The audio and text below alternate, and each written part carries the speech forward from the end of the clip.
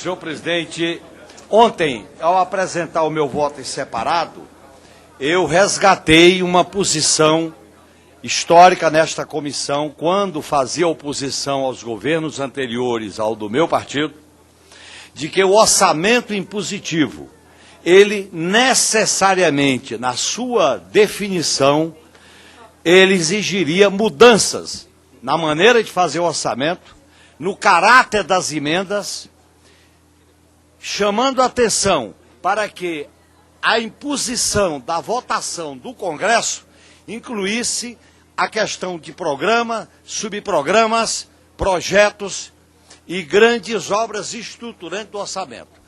Sempre disse isso.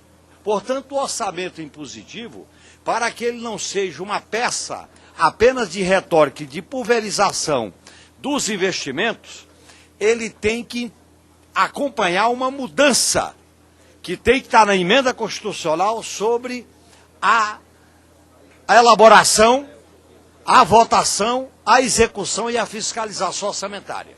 O debate aqui foi centrado na questão das emendas individuais. Por isso que as PECs que nós estamos admitindo, ela tanto trata da emenda do orçamento impositivo como um todo, como trata de prazos para o não contingenciamento e trata das emendas individuais. Nós não podemos admitir uma emenda constitucional que trata da relação entre dois poderes, que é o poder legislativo e o poder executivo, com este leque de emendas. A emenda do ex-senador Antônio Carlos Magalhães, ela tem uma coerência de mérito, mas não é essa emenda que nós estamos admitindo, porque ela tratava do orçamento enquanto uma peça unitária. Porque o orçamento, ele é um planejamento, programa, integrando as várias áreas do governo. É tanto que no orçamento existe aquela destinação que já é impositiva pela Constituição.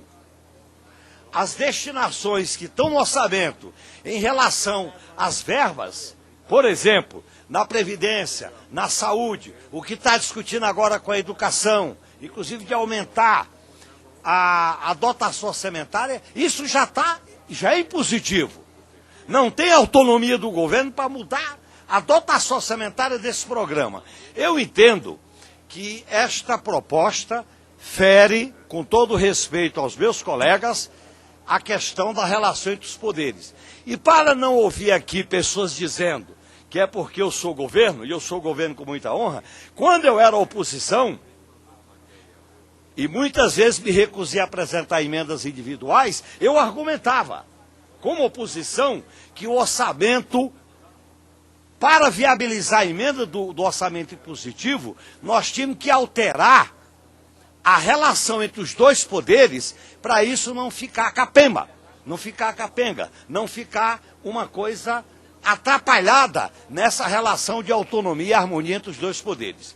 Nesse sentido, senhor presidente, eu encaminho contra a admissibilidade desse conjunto de emendas constitucionais. Nós não estamos discutindo aqui uma, nós estamos discutindo várias emendas constitucionais que estão apensadas.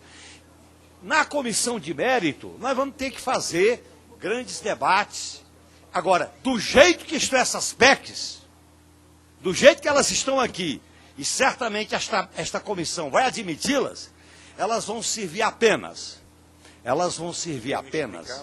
como uma espécie de forma, não de conteúdo, para se produzir uma outra PEC que vai sair da comissão. Pode ter certeza, isso vai acontecer. E é errado.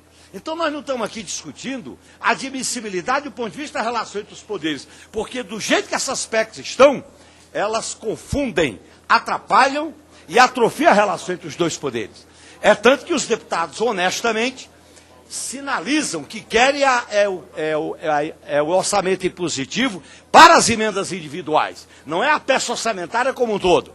E aí tem, no meu modo de entender, um erro, um equívoco, com todo respeito, do ponto de vista da relação entre os dois poderes. Por isso, senhor presidente, eu encaminho contra a admissibilidade desse conjunto de emendas. Nós estamos admitindo aqui um calhamaço que vai para a comissão especial e lá a gente não sabe o que vai sair. Certamente vai ter alguma negociação, mas a questão constitucional da relação entre os dois poderes, na verdade, não está passando pela Comissão de Constituição e Justiça. Com base no meu voto em separado, eu estou fazendo um encaminhamento contra, senhor presidente.